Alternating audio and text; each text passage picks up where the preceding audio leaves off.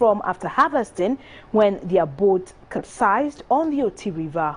Ghana Health Service records 16 deaths from yellow fever in Savannah region. Ecowas Court of Justice in the process of creating legal aid fund to facilitate access to justice by indigent victims of human rights abuses. Scorpions sting 3 people to death in Egypt's southern city of Aswan after heavy storms brought them into the streets and homes.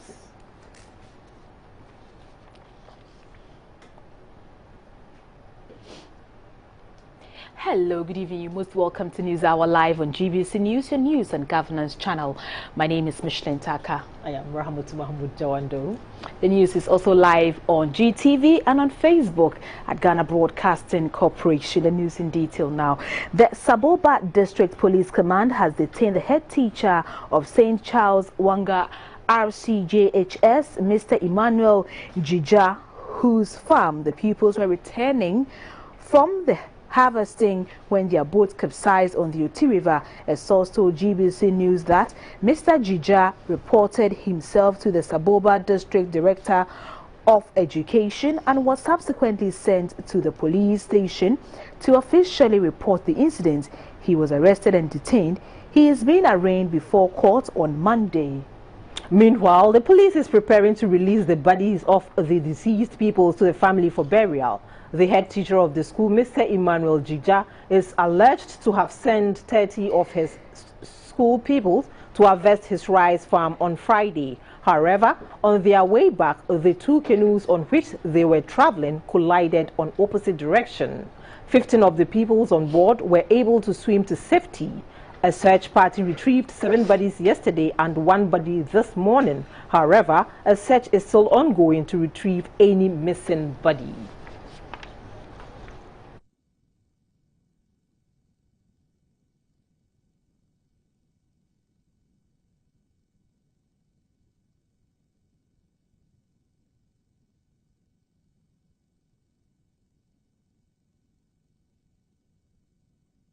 The Ghana Health Service has embarked on an extensive vaccination exercise in the Savannah region after 16 people were reported to have died of yellow fever. The Ghana Health Service on 29th October announced the outbreak of suspected yellow fever in the Savannah region. Yellow fever is a viral infection spread by a particular species of mosquito. The outbreak has been recorded in the West Gonja municipality and North Gonja district of the regions. As of Friday, November 12, the death toll had increased to 16, with others in critical condition. To bring the outbreak under control, the Ghana Health Service has started vaccinating people in the 2 assemblies with the hope of extending it across the region. The Disease Control Officer of the Ghana Health Service in the Savannah region, Mr. Thomas Suri, says about 90% of residents in affected communities in the North Gonja district have been vaccinated.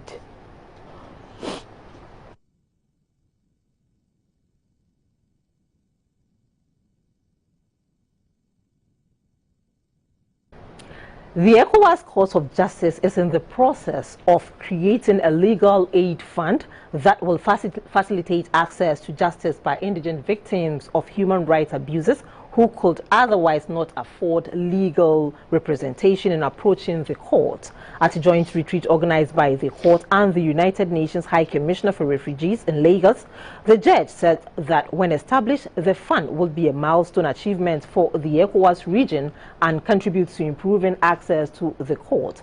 Justice Atoki, who led the delegation of the court to the retreat, said the 20-year-old court has so far received a total of 559 cases, from which it delivered 130 rulings and 301 judgments, most of which relate to the human rights mandate of the court, which continues to receive more complaints daily.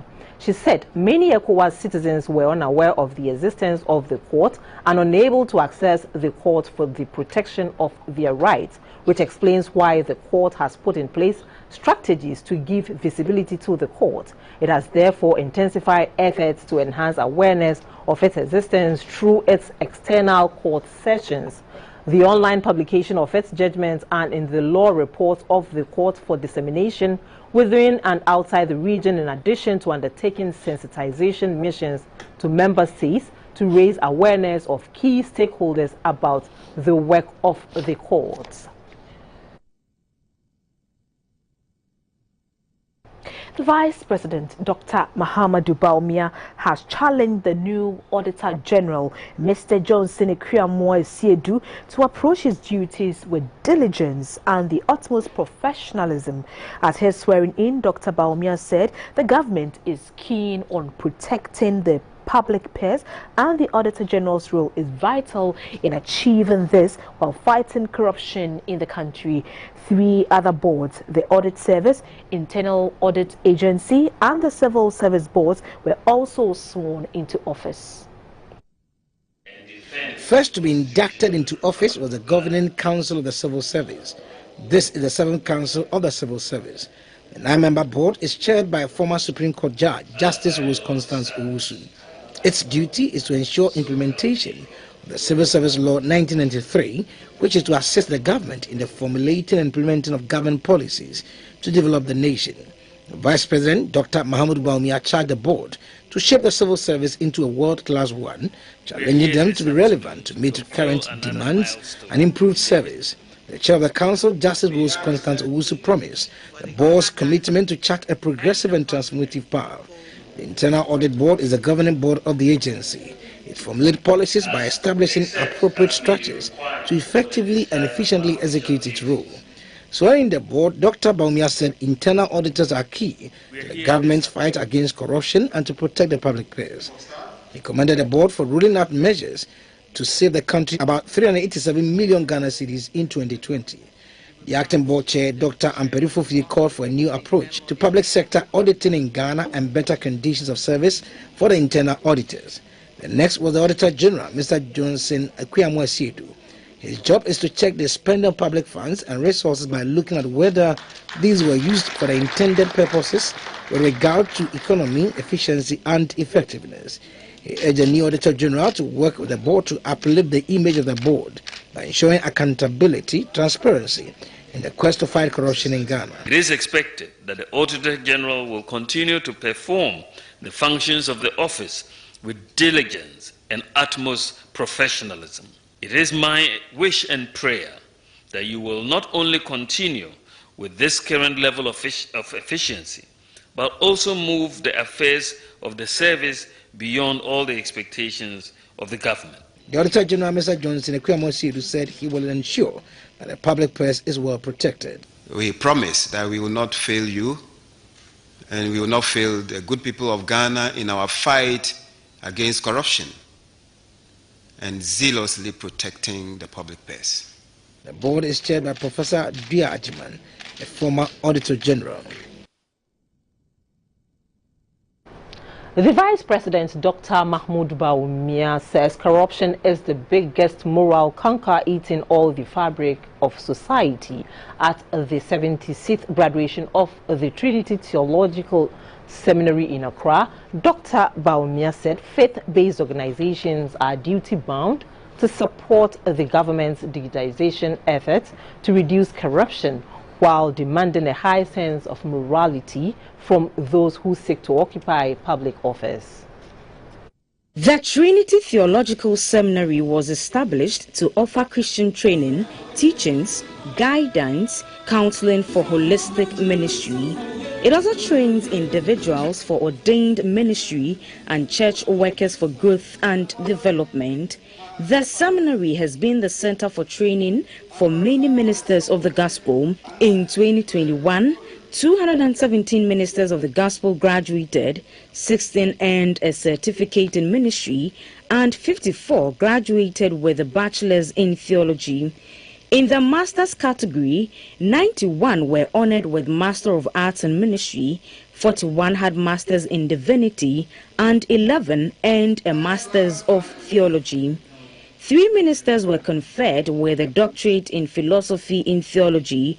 The presiding bishop of the Methodist Church, Professor Paul Boafo, challenged the new graduating class to use their ministry to bring change in society. A member of the Council of State, Professor Atu Isuman, said education in the country must focus on morality and integrity. Morality is the bedrock upon which society rests. Every society is structured on moral principles. The neglect of public morality in any society is diametrically opposite to a development and growth, and in our context, nation building.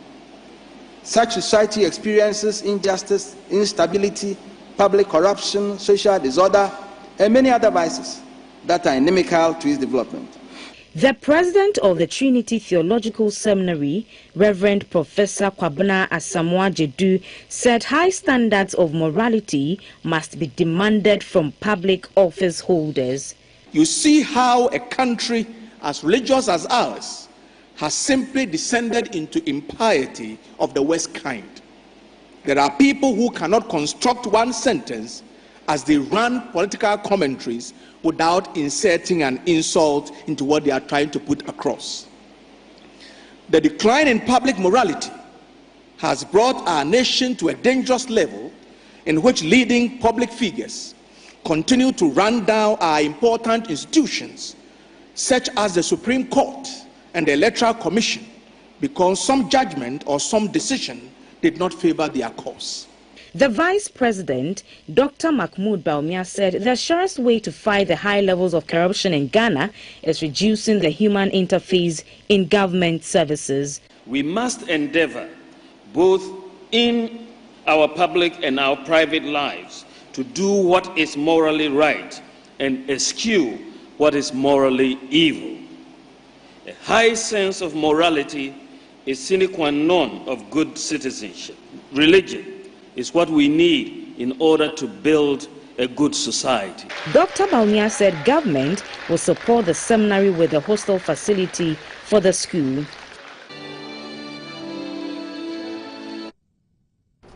The 2021 Catholic Bishops' Conference has ended in Wa in the Upper West region. A communique issued at the end of the conference. The bishops called on the government to put in place measures to support people affected by the recent tidal waves in some coastal communities in the Volta and Greater Accra regions. The communique was preceded with a mass at the St. Andrew Cathedral to wrap up the week-long plenary of the Assembly. The mass was led by the president of the GCBC, Most Reverend Philip Name. In a communique, the vice president of the Ghana Catholic Bishops' Conference, Most Reverend Charles Gabriel Palmer Bakel, was not happy about the devastation caused by the tidal waves in parts of the Volta and Greater Accra regions. We also wish to entreat the government to put in place the necessary measures to alleviate the sufferings of the people affected as they look for the necessary resources to construct the second phase of the Keta Sea Defense Wall. The conference acknowledged the positive achievements chalked up by successive governments in infrastructural development, improved access to quality health, water, education, and other essential utilities. The bishops, however, said youth unemployment, bribery, corruption, and lack of patriotism, among others, still need to be tackled. On the position of the LGBTQI+, the conference said it still stands by its position that Ghanaians should support the passage of the Proper Sexual Human Rights and Ghanaian Family Values Bill. We wish to reaffirm our unflinching support for this bill and to appeal to all Ghanaians to support it so that it is passed into law. The bishops reminded the government to revisit the various recommendations made by the Professor Fiajo Constitutional Review Commission, especially on the need for a national development plan. The Speaker of Parliament, Mr. Obansuman Bagbin, donated 50,000 Ghana cedis to the conference, while the NDC caucus from the Upper West region donated 20,000 Ghana cedis. The donation was presented on behalf of the Speaker by the MP for Laura, Mr. Bid Zidane.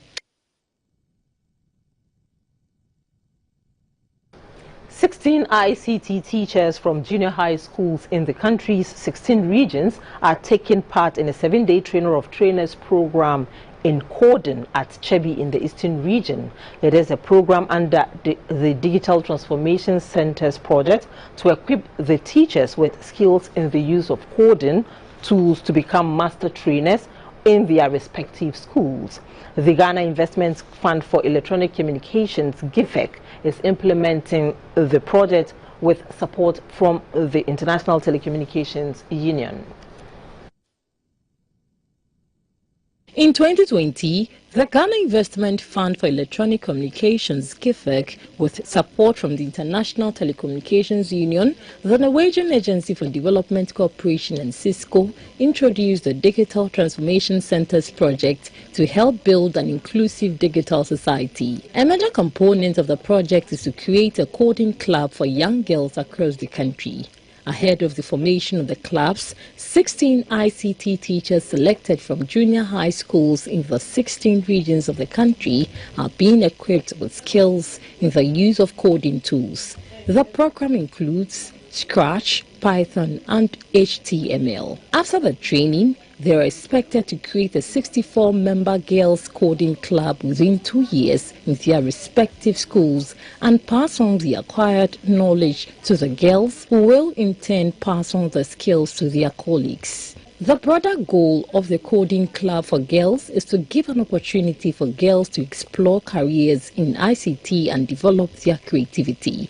The head of capacity and skills development at the International Telecommunications Union, Mrs. Anna Techla, said the ITU is impressed with the projects in the country that is centered on digital inclusion and bridging the digital divide. I'm very happy to see how the teachers from the different communities are coming together here from the different schools to learn and strengthen their coding skills, and then they can bring that back to the schools and teach it to their pupils there. We are very happy to work with GIFEC, our counterpart, on this project. The administrator of the Ghana Investment Fund for Electronic Communications, Mr. Prince Fususefa, said GIFEC's goal is to leave no one behind in the digital space, and therefore the ICT training programs will capture persons in the formal and informal sectors.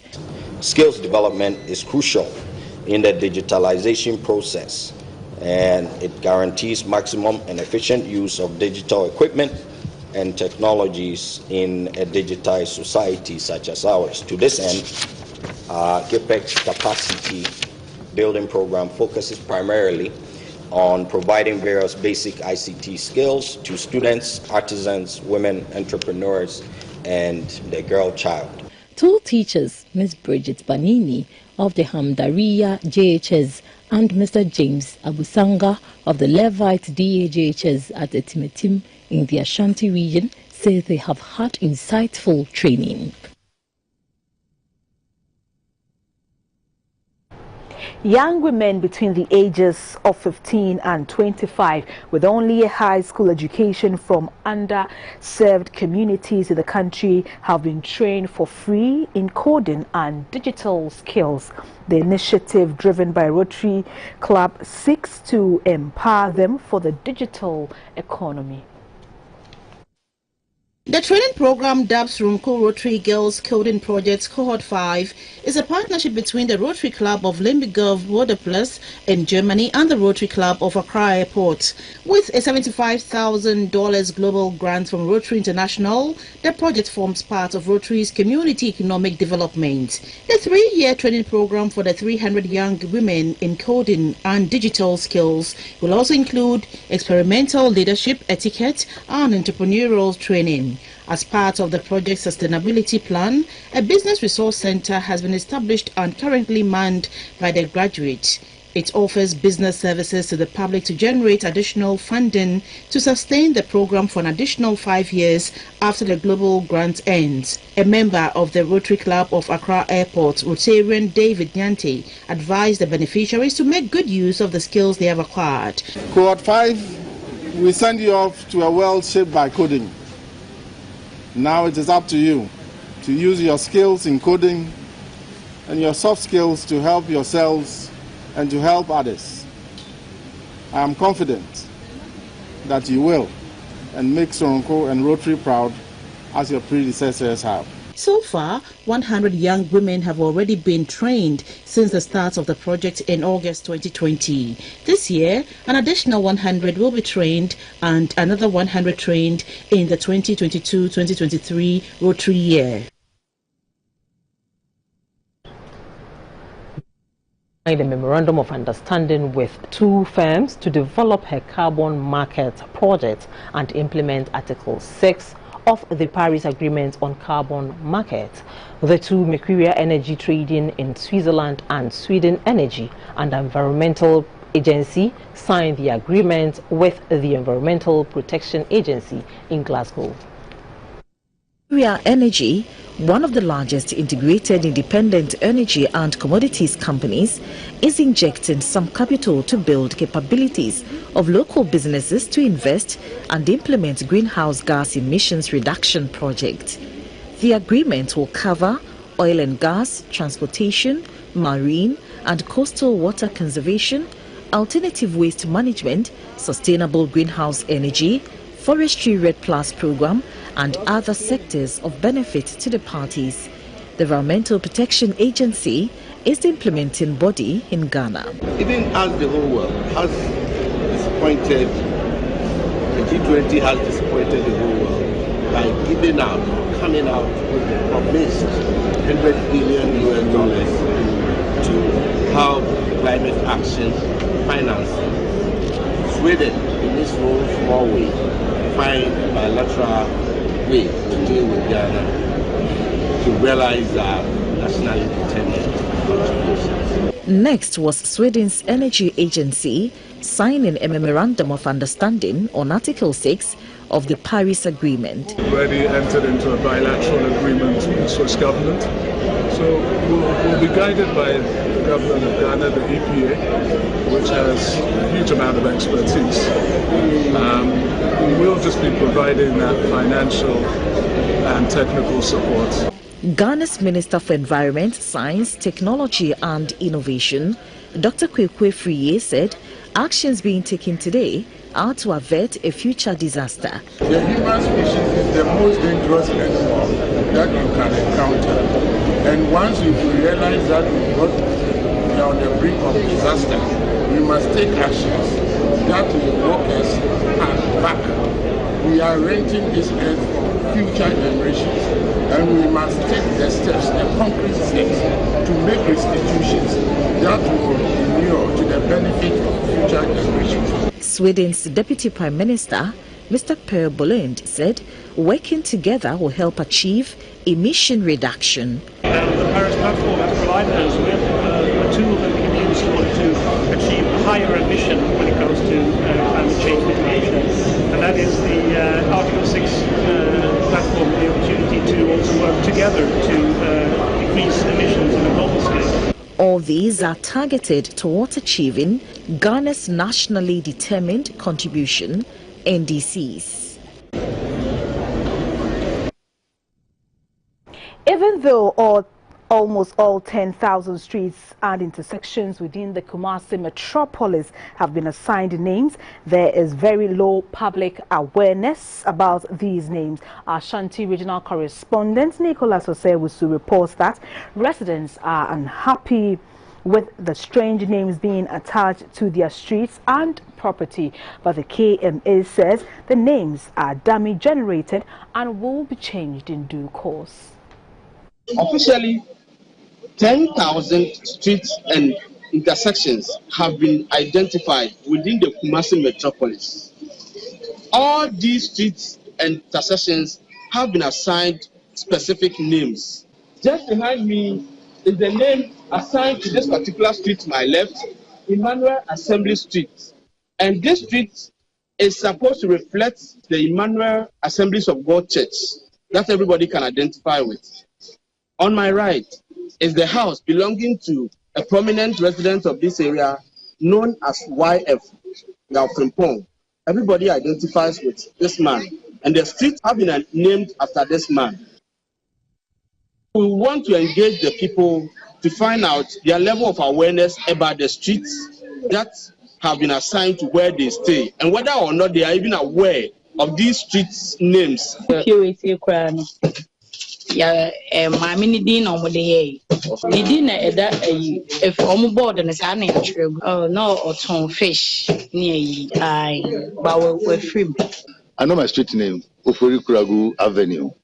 Well, I came to meet it, but my understanding is that it is the name of the former member of parliament for Mr. Emmanuel Essel is a broadcaster in Kumasi. He also shares an interesting perspective to this development. A lot of Ghanaians do not actually use these street names and things to identify people. They just mention names and then they go. So the awareness is just not there. Based on this information given by the people of Kumasi, I would want to engage the Director of Physical Planning of the Kumasi Metropolitan Assembly, Mr. Benjamin Ajay Boateng. What factors are considered in naming a street or intersection or a monument in the metropolis? The schools provide names, the chiefs provide names, and we try to use them in order of importance, in order of prominence. Then, where we are unlucky to get names, we also use other names. It's not strictly that it has to be named after individuals. We can pick trees, you can pick flowers, to name them. Areas like the Nyame previously were having Valley Crescent, Palm Avenue, and the Cedar. It was purely after trees. Certain new names are being assigned to properties of people. These are supposed to be reflective of some foreign names, people and geographical areas outside of the country. These are the views shared by some of the people.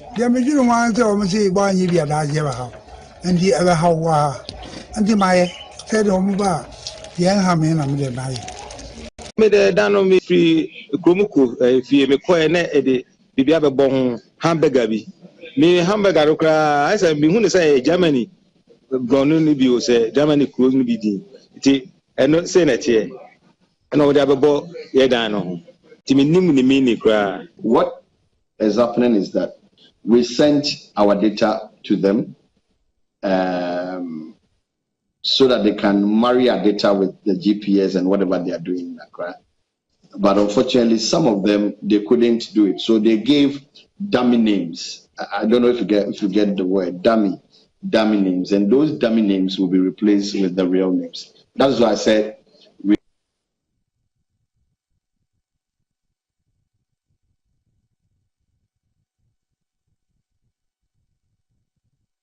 One of UNESCO's World Heritage Sites in the Ashanti region, Lake Bosomtwe, has been adversely affected by COVID-19, threatening the livelihoods of the local communities, even though the government has instituted measures to mitigate the effects of the pandemic in line with the global trends. As part of our Tour Ghana series, Ashanti regional correspondent Baba Razak takes a look at the impact of COVID-19 on revenue generation to the Lake Bosomtwe site and ancillary businesses around the site.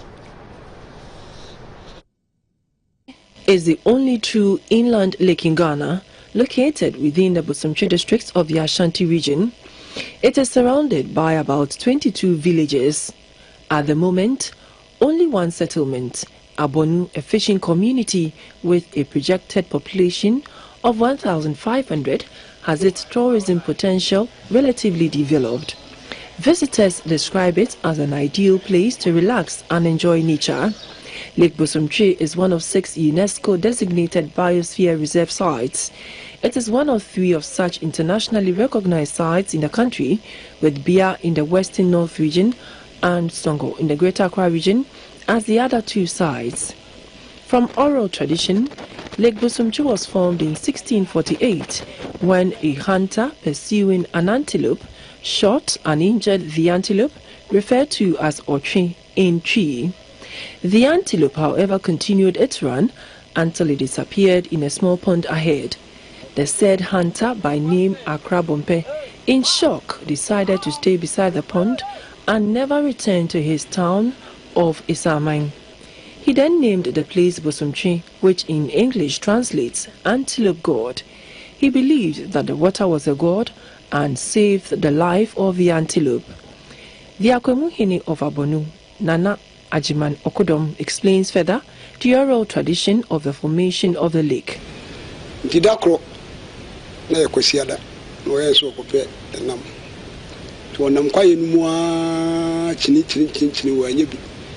Into a done any Obano whom say what train a general and or two to or two aboni trio, two says it two, and they said it's about one as a cabuani, and so aboning. And here you have a phone. Emma would be a buono ni mujanechi. Tuano sa could do baby now, or quite no train in general. No general in Suki to set fish pond. Now, drew Siono Honona and Siono a Munu Etia. One Nigeria who into Qualsri and whom so Chino, Ayra owns you, until Yamushino Pa. Considering this belief, Lake Bosomtwe is held sacred by Ashanti traditionalists. Some claim that Lake Bosomtwe is visited by the souls of the departed on their passage to eternity. It is also the sacred water body of the Bosomtwe, one of the 5 divisions of the matrilineal intone system, which the Ashanti and other Akans believe passes on a father's attributes to his children. Tourism and fishing are the principal activities in the area. Fishing provides livelihoods, income and food for the majority of people living in the local communities, while tourism generates significant revenue. However, the impact of COVID-19 has not spared the livelihood of the local communities, particularly at Abonu, and the tourism potential of the lake. Currently, local artisans who trade at tourism destination centers have all been disengaged temporarily. We'll bring you the full details of the story on GBC News after the main news. In other stories, the chief, traders and other residents of Achiase in the eastern region are calling on the government to urgently beef up security in the community. Traders who use the Achiase road to Donkokrom complain of thieves who rob them of their goods and cash. They say robberies occur at least 3 times a week. Here is a report by Beatrice Senaju. Achiase has been a trading center for many from across the country, being the gateway to the Afram Plains and also the food basket for Ghana. Hundreds troop into the community daily to trade. Traders, drivers, workers and even students cross the Afram River to connect to Achiase with a pontoon.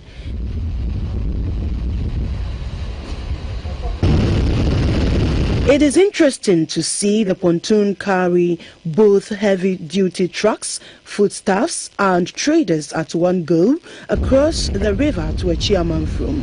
Upon arrival, these traders connect to Donkokrom and surrounding communities from Achiase for business. This is where their problems begin. Both traders and drivers are usually robbed halfway into their journey, mostly at gunpoint.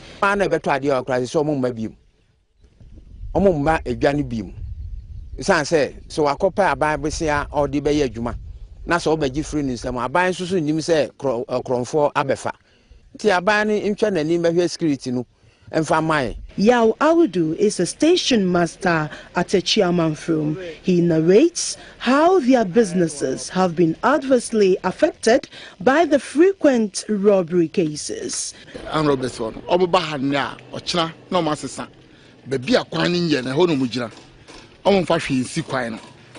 The robbers usually come in groups. They attack us at places the roads are on more trouble. We need our road fixed and at least a police post here.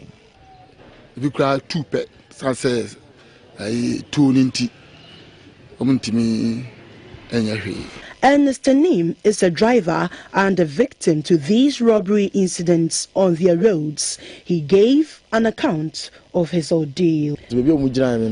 ntimi nya hwe na migina na mo seda We were stopped and asked to lie on the floor. They were 3 in number. They took our money and bolted because of an oncoming car. Na moto bi nso etwam to mu gira na wantimi anyina na otwam to wantimi anye operation anche. The people are therefore sending an SOS to the government and any philanthropist to help resolve this worrying trend at Achiase.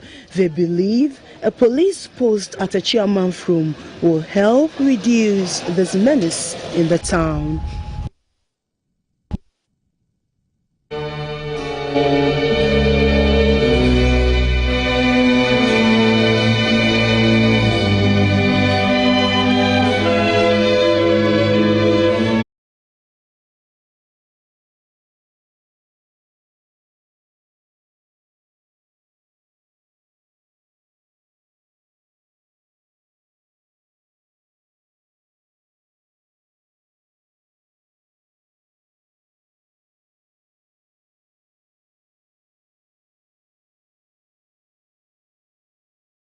And sports. We are back shortly after this break. Please do stay.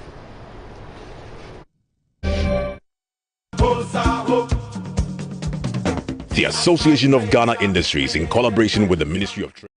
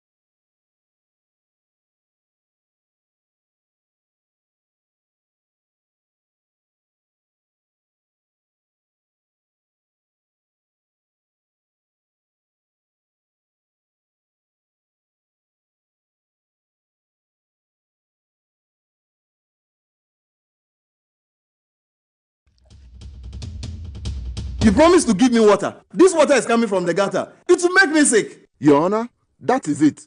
Due to the galamsey activities of the accused and his cohorts, they have polluted all our water bodies. See, this water is coming from our taps.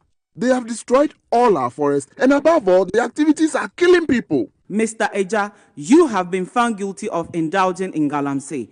And since you don't want to mention the names of your bosses, you have been sentenced to 25 years in prison. This is my judgment.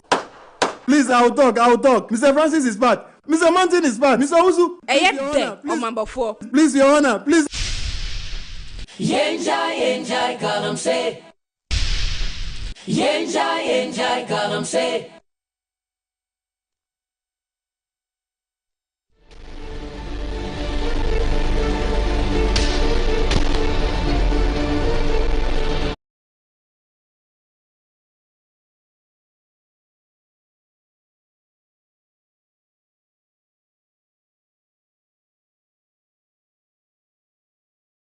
Has presented a check of about 146 million cedis as interim dividend for the 2021 financial year to government in relation to its Takwa mine. The mining firm added a check of 13 million cedis to as annual guarantee advance payment for its inability to honor its dividend obligation to Goldfields Abosso operators of Daman mine. While pledging favorable policies to support mining sector growth, the finance minister, Mr. Ken Ofori-Atta, urged other mining companies to pay their dividends as agreed to help grow the economy. Okay, guys, let's do it. Imagine being able to refine all of this gold on the continent before it goes of LBMC licensing. That is an incredible amount of resources that we should. So we also need support to be able to build a refinery of LBMC standard, which enables us, like Botswana, to process all that it has before it goes out in a way that does not delay your ability to sell forward or whatever. So those are the type of relationships that we like to build. Win-win, doesn't cost you much, and it changes the economics of the value add and use of our resources. The dividend is something that we have a policy around it to make sure that our shareholders also get something from the operations. We've got an enviable reputation when it comes to meeting our financial obligations. And we are committed to creating value for our stakeholders, that is the shareholders, government, our host communities, and then also our employees. Prices of kola nuts have been surging across West African markets, driven by poor harvests attributed to climate change and declining interest in cultivation. GBC News has been speaking with traders of the commodity at the Nima market in Accra on how this has impacted their business. Kola nut, an important commodity in Africa, is the edible seed from the kola tree. It is commercially produced in tropical rainforests of Central and West Africa and has great cultural relevance in the region. Its extracts are used for production of medicines and beverages, making it an important economic cash crop. About 40 kola species exist in the sub-region, but only Acuminata and Nitida have economic importance in Ghana and Nigeria. The fruit, which has for centuries served as an important element of intra-trade, is a common sight in rural and urban markets in Ghana. Although the nuts are measured in kilogram on the international market, a size 34 bucket is used for its measurement in Ghana. A sack containing 10 buckets of good nuts currently ranges between 2,000 and 2,200 cedis, compared with 1,800 and 2,000 cedis in 2019. The price surge has been linked to a drop in supply in kola nut fruit due to the shift in cultivation of kola fruit attributed to deforestation and a shift of interest to cocoa farming.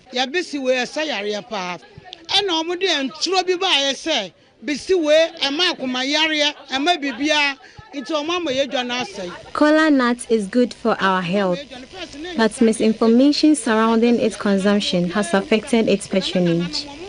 They've been lying that it causes heart complications.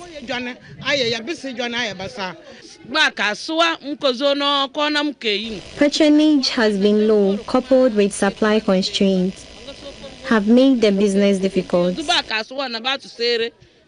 According to the traders, they have resorted to importing kola nuts from Ivory Coast for both industrial and domestic consumption as local production continues to decline.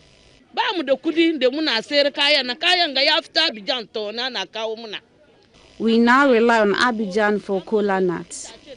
This has made its price very high. The traders appealed to the government to support local cultivation of kola fruit through the One District, One Factory initiative to help revive their businesses.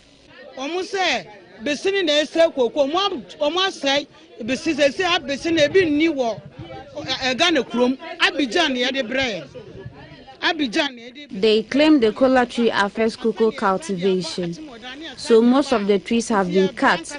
This has affected supply.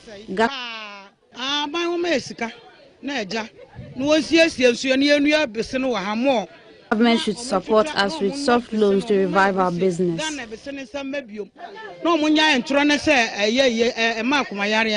While traders decry the declining domestic consumption of the fruit, the intake of the bitter kola, popularly known as namichingoro, is on the rise. The stimulant is perceived to boost sexual performance in men, among other health benefits. But more broadly, traders want measures and support schemes that will help Ghana regain her position as one of the major producers of the commodity. That's it for business. Up next is international news.